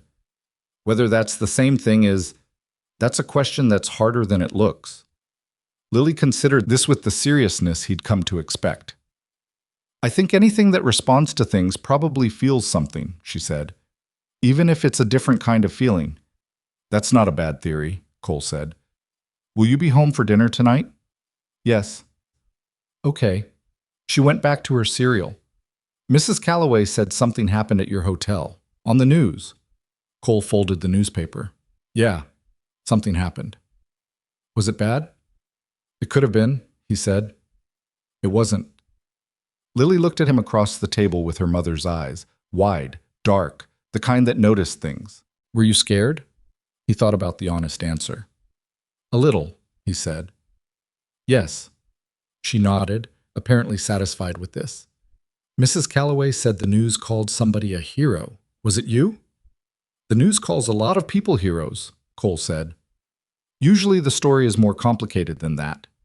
Lily thought about it. "Were you the hero in the complicated version?" Cole looked at his daughter, 7 years old, cereal spoon in hand, asking the kind of question that adults spend decades learning to avoid. "I was the person who happened to be there," he said, "and I did what I thought was right." "That's what heroes do," Lily said simply, and went back to her cereal. Victoria called him the following Friday afternoon, when Lily was at school and Cole was doing the unremarkable things that occupied his days: laundry, grocery shopping, the kind of quiet domestic maintenance that he'd come to think of as its own form of skilled work. She called from a number he didn't recognize, which meant she'd gotten his from somewhere, and when he answered, she said, "It's Victoria Ashford," like there was any chance he wouldn't recognize the voice. "I know," he said. "I wanted to tell you myself before you read it somewhere. The DA's office confirmed this morning that Greer and Moss will both be prosecuted federally. The evidence from the cloud backup and the recovered communications was apparently more than sufficient. I saw something about it online this morning." "Yes, well, the statement the company released was carefully worded." A pause. "I wrote it myself and it took me 4 hours, which is embarrassing for someone who's supposed to be good with language." Another pause, shorter. "I also wanted to thank you. Properly. Not in a parking structure at midnight while someone was putting tape on your ear." "You thanked me in the parking structure," Cole said. "I said, you should be at a hospital. That's not a thank you." It's close. It is not close. She sounded slightly exasperated in a way that was new, different from the controlled intensity she'd maintained through the entire crisis, more like an actual person. Cole, you went back into that building alone. You had a cracked rib and no weapon, and you went back into the building and you kept my people safe and you... She stopped. I'm aware that you're going to deflect this. I'm asking you to not do that for 30 seconds. Cole said nothing, which was a different thing from deflecting. You saved my life, Victoria said, and you almost certainly saved the company and the 400 people in that building from something that would have been very ugly. And the way you did it, the way you went about it, was something I've never seen before and probably will never see again. And I know you're not comfortable with this conversation, but I needed to say it, out loud, to you directly. A pause. 30 seconds is up. You can deflect now. Cole was quiet for a moment. Outside his kitchen window, a neighbor's kid was riding a bike in loose, unpracticed circles in the street, falling off every third loop and getting back on without apparent distress. I'm glad it worked out, he said finally. I'm glad you're safe. I know you are. She paused. I want to offer you something. Not as payment. I know you're going to react to the word payment, so I'm not using it. As a professional arrangement that I think would be genuinely useful to both of us. Cole leaned against the kitchen counter. All right. Ashford Meridian holds major events 4 to 6 times a year. Investor conferences, board retreats, partnership galas. Each one carries the kind of security exposure that apparently I've been managing inadequately. Her voice was dry on the last part, but the dryness had something rueful underneath it.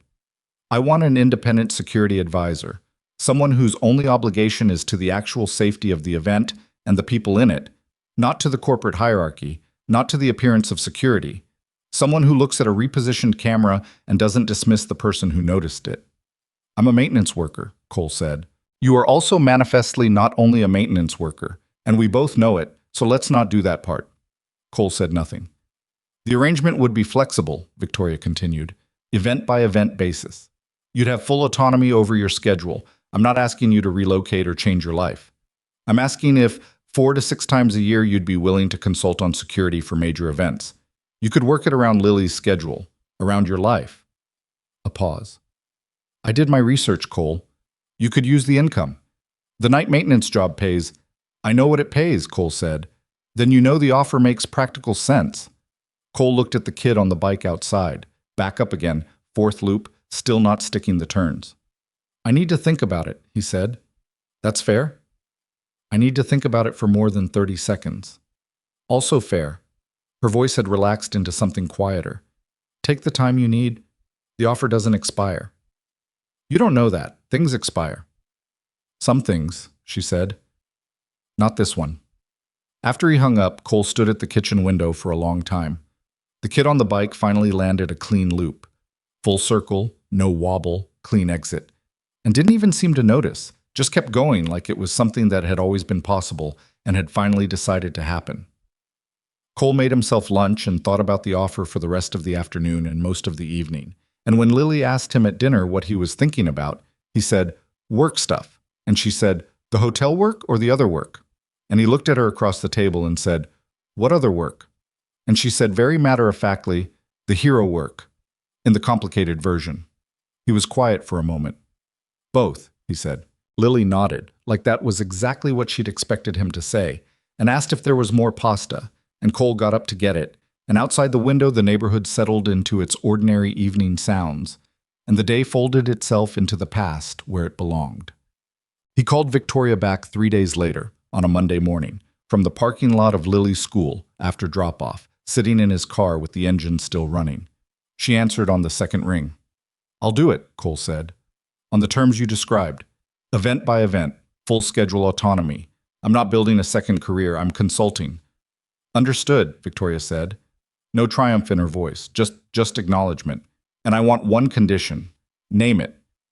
The people on your security team, the legitimate ones, the ones who weren't part of Hale's network, they need to be trained differently. Not by me, I'm not a trainer, but the culture that allowed those 3 anomalies to go unaddressed tonight. The camera, the exit, the staff. That's a culture problem. You need someone who will address it from the inside. A pause. You're right, she said. I know you're right. I've been thinking about it. Deshaun, Cole said. He's good, but he thinks in the right direction. Give him the authority and the budget and the mandate, and he'll fix it. I was already considering it, Victoria said. But it's interesting that you're spending your one condition on that rather than on something for yourself. It's not interesting, Cole said. It's practical. The event security only works if the baseline is sound. He paused. Also, Deshaun took a split knuckle for you that night, which I think deserves something. It does, Victoria said. Done. Deshaun gets the mandate. Cole sat in the parking lot for another moment after they'd said goodbye, watching the last of the morning drop-off traffic thin out, parents in their cars, some still watching the school entrance, some already gone, each of them doing the quiet math of getting back to their days. He'd watched this parking lot every morning for 2 years. The rhythms of it were so familiar they'd stopped registering consciously. He put the car in drive and pulled out of the lot. On the radio, he usually left it off, but had turned it on that morning without knowing why. Someone was reading a news summary. The Ashford Hotel conspiracy was in it, briefly. Ongoing federal investigation, 2 board members facing charges, the hotel's security apparatus described as significantly compromised. The person reading it moved on to the next item in the same tone of voice. The world, processing the story, and moving forward. Cole turned the radio off. The morning was clear and cold, the sky the particular pale blue that comes after long rain, and he drove home through streets that were ordinary and familiar and asking nothing of him, which was, all things considered, exactly what he needed. The federal trial date was set for the following spring, which meant that for several months the conspiracy existed in that particular legal limbo where everything had happened and nothing was yet formally resolved. The charges filed, the evidence cataloged, the attorneys making their arrangements, the story sitting in the public record like a piece of furniture that everyone walks around without quite looking at directly. Cole found that he didn't think about it as much as he'd expected to. Life has a way of filling its own containers. Lily needed lunches made and school pickups managed and homework checked and explanations given for why certain fish species were more aggressive than others, which had become a recurring subject because her class had started a small aquarium project and she had developed strong opinions about the social dynamics of cichlids. Cole worked his night shifts, which the hotel had quietly asked him to continue on a temporary basis while they rebuilt their security infrastructure under Deshaun's new mandate. It turned out that 14 months of institutional knowledge about the building's maintenance systems was harder to replace than management had assumed, which Cole found darkly satisfying in a way he didn't examine too closely. He went to the hospital 3 days after the gala, as promised, which was approximately 2 days later than the paramedic would have preferred. 2 cracked ribs, confirmed. 4 actual stitches on the cut above his ear, replacing the tape closures. A doctor who was about 30 years old told Cole that he needed 6 to 8 weeks of limited physical activity, which Cole received with the expression of a man who has been given instructions he intends to loosely interpret. And the doctor seemed to understand this and simply said, "Don't lift anything heavy." And Cole said, "Okay." And they both understood the conversation was largely ceremonial. The ribs healed at their own pace, which was slower than Cole's pace and required ongoing negotiation. Carver called him in for 2 follow-up interviews in the weeks after the arrest. Thorough, careful, the kind of questioning that was less about discovering new information and more about ensuring that the information already gathered could survive the scrutiny of a federal proceeding. Cole answered everything directly. There were moments in both interviews when Carver would ask a question and then pause afterward in a way that suggested he was leaving space for Cole to add something that he hadn't been directly asked, and Cole would recognize the space and not fill it, and Carver would move on without pushing. After the second interview, as Cole was putting on his jacket to leave, Carver said, "Off the record." Cole stopped. "The file with the classified sections," Carver said. "I made some calls. I didn't get answers because that's not how those calls work, but I got a sense." He paused. "You did things that mattered, in places that most people don't know exist, for reasons that most people will never understand. And then you walked away from it, and you're raising a kid alone and working nights in a hotel." He was quiet for a moment. "I'm not asking you to confirm anything. I just want you to know that I know the distance between what the public record says and what actually happened, and I have a lot of respect for the fact that you don't seem to need anyone to acknowledge that distance." Cole looked at him. "I appreciate that, Detective." "Carver," the man said, "we've been through enough paperwork together." Cole almost smiled. Carver. He drove home that afternoon thinking about what Carver had said. Not the acknowledgement part, which was the part Carver had probably thought would land hardest, but the last part. You don't seem to need anyone to acknowledge that distance. He turned it over in his mind and tried to determine whether it was true, and found that the honest answer was complicated. There had been a time when he'd needed it badly, when the lack of acknowledgement had felt like a specific wound, the kind that doesn't show on the outside but that alters the way you carry yourself. He'd spent a year after leaving carrying that wound around, and it had expressed itself in ways he wasn't proud of. Closed doors, canceled plans, nights that lasted longer than they should have because sleep had become something he approached with difficulty. Lily had fixed most of that. Not by doing anything specific. She was 4 when he'd finally steadied, too young to understand what she was fixing, but by existing, by needing pancakes and explanations about fish and someone to sit on the edge of her bed at night. Necessity, it turned out, was a more reliable architect of recovery than anything Cole had tried to build deliberately. He didn't need the acknowledgement anymore, but he was glad someone had offered it anyway. Raymond Greer and Catherine Moss entered guilty pleas in early spring, 3 weeks before the trial date, which Carver had told Cole was the likely outcome from the beginning, given the weight of the recorded evidence. The plea agreements involved cooperation with the broader financial investigation, which had apparently opened several additional inquiries into Greer's consulting firm and its relationship with other corporate restructuring targets over the previous decade.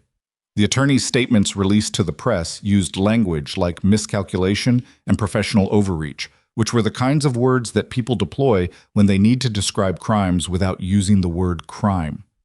Marcus Hale received a reduced sentence in exchange for his cooperation. Cole read this in a news article on a Thursday morning and sat with his response to it for a moment, trying to locate where he landed emotionally. He found that he was somewhere more ambivalent than he'd expected. Not satisfied, not outraged, just aware that the legal system was doing the imprecise, imperfect thing it did, which was converting complex human situations into sentences that were never quite adequate in either direction. Hale was a man who had built something genuinely sophisticated over years, who had been dismissed and overlooked for long enough that he'd decided the only available response was to stop working within systems and start working against them. Cole understood the feeling. He didn't excuse the choice. But he understood the feeling, and understanding it made clean satisfaction impossible. He folded the newspaper and helped Lily with her backpack and drove her to school.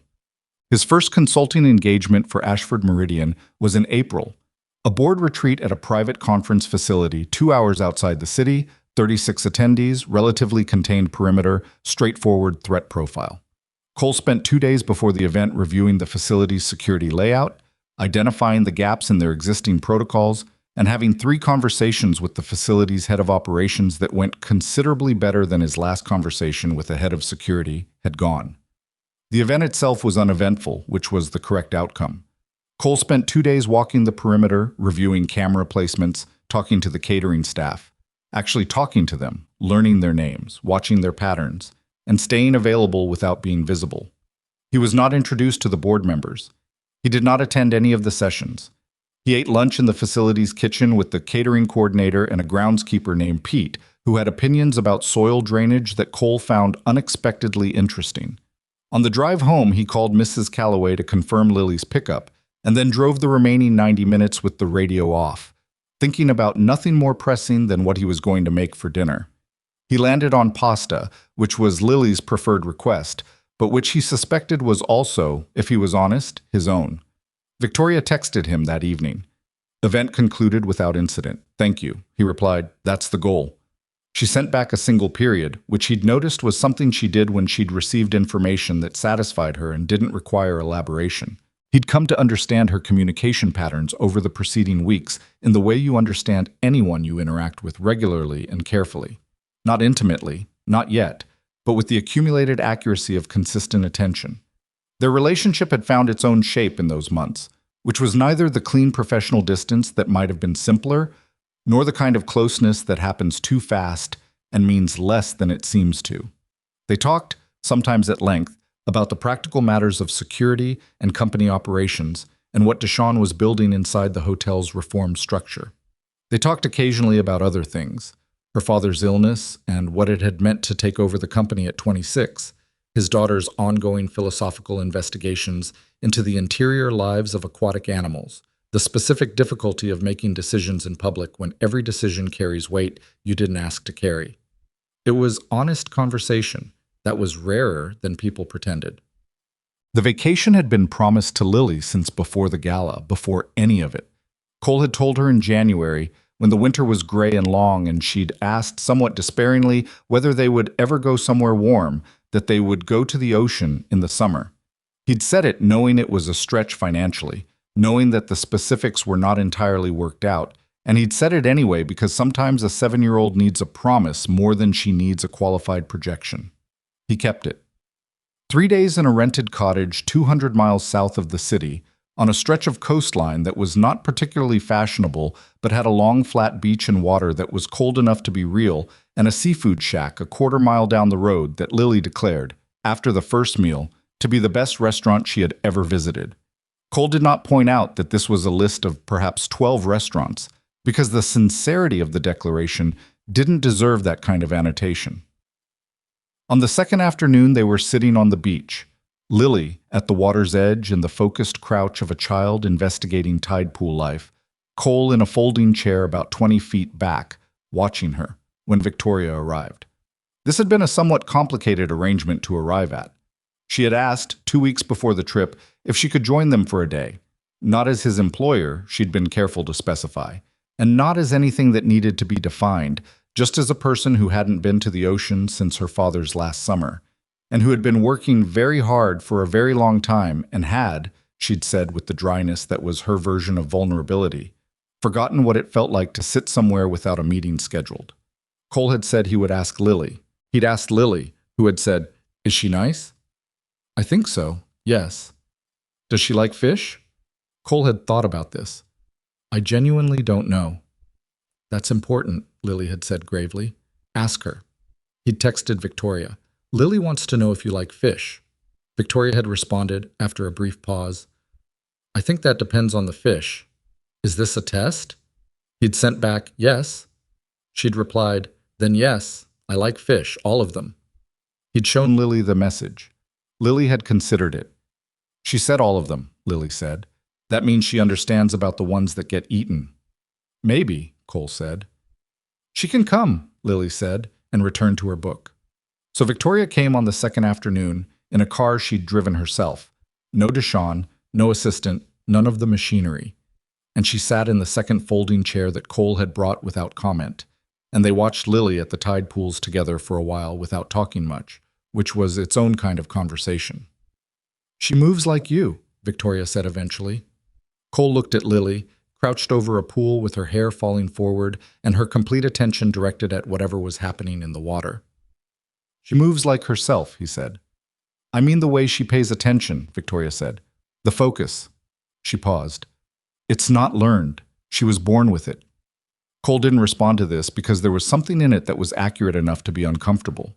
The recognition that the thing he'd spent years trying to decide was a liability might have been in his daughter all along, waiting, and that he hadn't given it to her and couldn't take it back, and wasn't sure yet whether that was good or terrifying or simply true. Lily noticed Victoria eventually in the way that children notice things. Not all at once, but in stages, glancing back and then glancing back again, conducting an assessment she wasn't trying to conceal. Then she walked up from the water's edge with her hands full of something that turned out to be a piece of weathered sea glass and a small intact clamshell, and she looked at Victoria without any of the social performance that adults usually engage in during introductions. "Are you the one from the hotel?" Lily asked. "Yes," Victoria said. "My dad helped you." "He did, very much."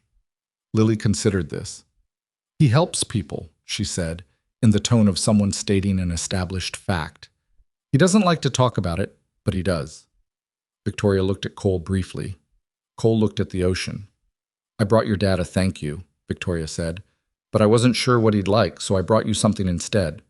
She produced from her bag a small book, a field guide to coastal marine life, the kind with detailed photographs and careful annotations, clearly chosen with knowledge of the recipient.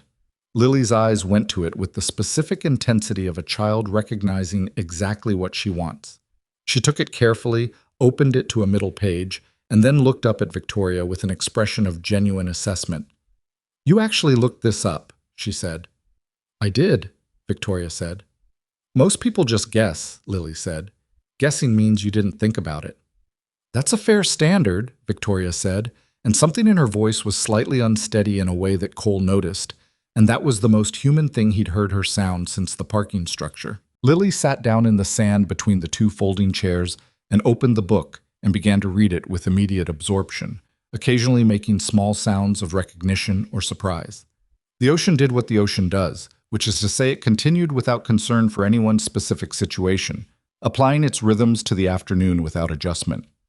Cole sat in his folding chair with his ribs still not quite right and his hands resting on his knees and the sun on his face, and he thought about the specific strange chain of events that had produced this particular afternoon.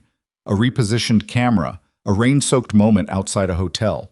The decision that he'd made not because it was strategically optimal, but because he'd looked at the numbers and found that walking away was not something his body knew how to do anymore when the people inside were going to be hurt. He thought about Hale, somewhere in a federal facility, having made the opposite calculation for different reasons and arriving at a completely different afternoon. He thought about Greer and Moss and the specific brand of arrogance that leads people to believe that the systems designed to protect others are simply obstacles to root around when their own interests require it.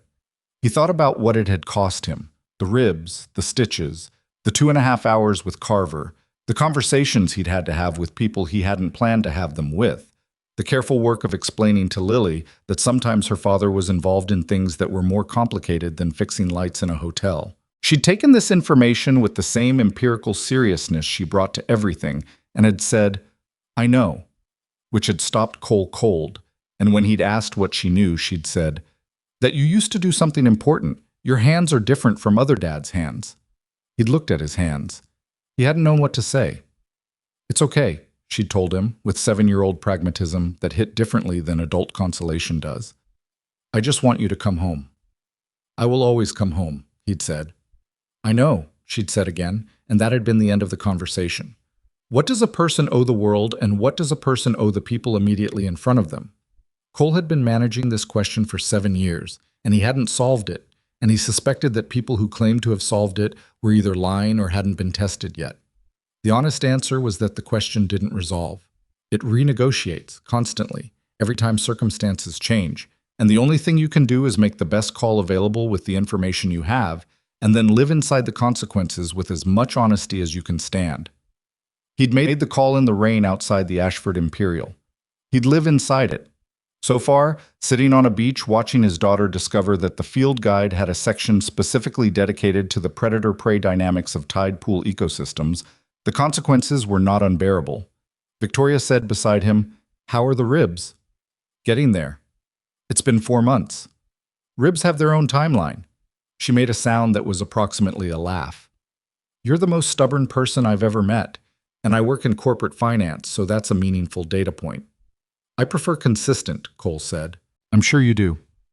She was quiet for a moment, watching the water. "I want to tell you something. You can do whatever you want with it." Cole waited. "After my father got sick and I took over the company, I spent about 2 years being very afraid all the time and not telling anyone. Not because I thought I couldn't handle it. I could handle it, mostly. But because the fear felt like a weakness I couldn't afford for anyone to see. If the board saw it, they'd move. If the investors saw it, they'd move." She paused.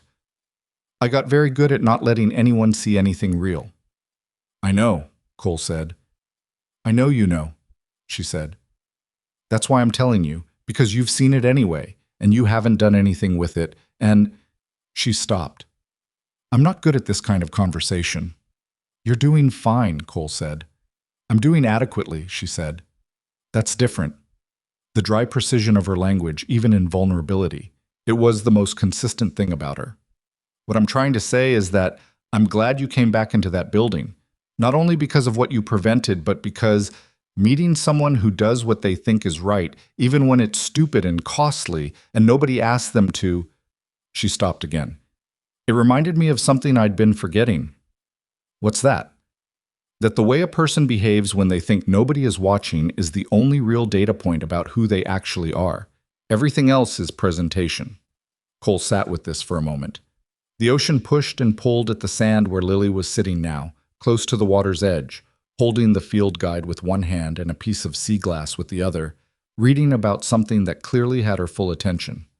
"She's going to get her feet wet," Cole said. "Probably," Victoria said. "She knows the water's cold. She'll do it anyway because the book says there are sand crabs at the waterline, and she wants to verify the claim." "Is that bad?" Cole looked at his daughter.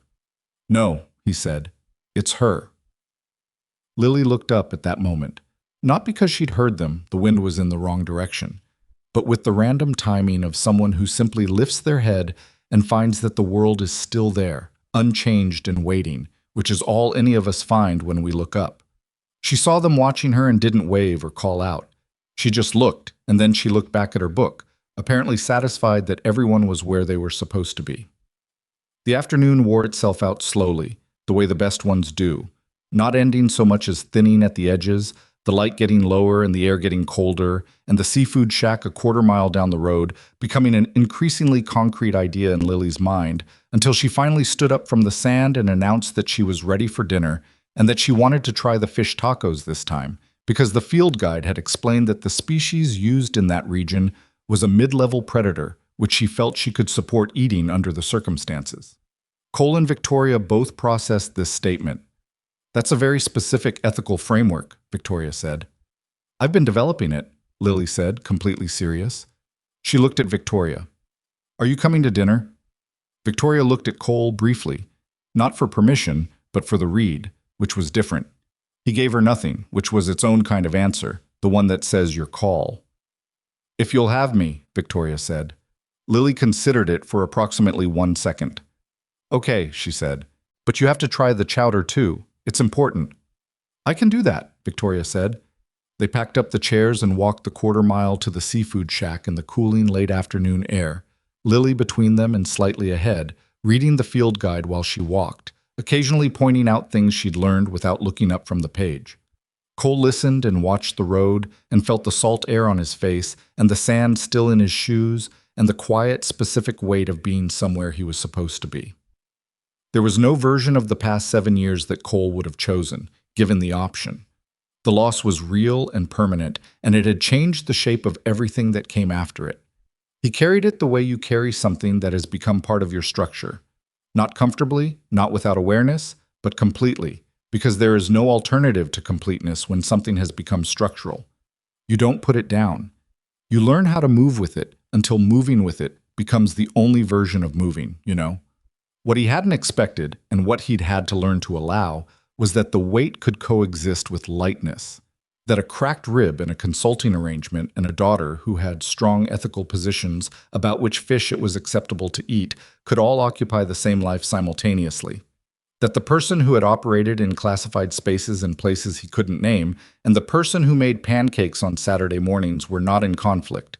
They were the same person, integrated over time into something that was neither and both, and that was, if not healed, then at least coherent. He was not the man he'd been before. I was not the man who'd stood in the rain outside the Ashford Imperial calculating probabilities. He was somewhere between and beyond both, which was the only place that any of us actually live. In the accumulation of our decisions, the people they've produced, the lives they've altered, the mornings that follow. The seafood shack was warm and crowded and smelled like exactly what it was. Lily took the field guide inside and set it on the table beside her menu, which the server, a college-aged woman with paint on her hands, regarded with complete equanimity. Victoria ordered the chowder without being reminded, which Lily observed and approved of. Cole ordered coffee and fish tacos and listened to his daughter explain to Victoria the predator-prey dynamics of Pacific tide pool ecosystems with the confident authority of someone who has known something for 3 hours and is now an expert. Victoria listened carefully and asked questions that were genuine, not the performed interest of an adult humoring a child, but actual questions, the kind that build on the previous answer and require the person answering to go deeper. Lily noticed this. Cole could see her noticing it, the recalibration of her assessment happening in real time behind her eyes. "You actually want to know," Lily said, slightly accusatory, as if she'd been prepared for something different. "I do," Victoria said. Lily thought about this. "Most adults pretend," she said. "I know," Victoria said, I used to be better at it. Lily looked at her for a moment and then, apparently deciding that this was an acceptable answer, went back to explaining the crab section of the field guide. Cole drank his coffee and watched the two of them, and felt something settle in his chest that wasn't resignation and wasn't exactly peace, but was something in between that didn't have a clean name and probably didn't need one. Outside the seafood shack windows, the ocean was still going. It had been going before any of them existed and would go on long after, indifferent and magnificent, and entirely unconcerned with the particular weight of human decisions. Cole had always found that fact either terrifying or comforting, depending on the day. Tonight it landed as the latter, for reasons he didn't examine too closely, because some things are best received without interrogation. He paid the check and helped Lily back into her jacket and said goodbye to the server with the paint on her hands and walked out into the coastal evening air with his daughter talking about crabs and a woman he was still learning to know walking beside him, and the sand was still in his shoes and his ribs still had opinions, and none of it was fixed or finished or resolved in any final sense. But he was home, not in a location, home in the way that matters, which is the presence of the people and the version of yourself that you've chosen to protect, standing in the dark outside a door that is, for now, still open. That was enough. That had always been enough. He'd just needed several very difficult years to understand it.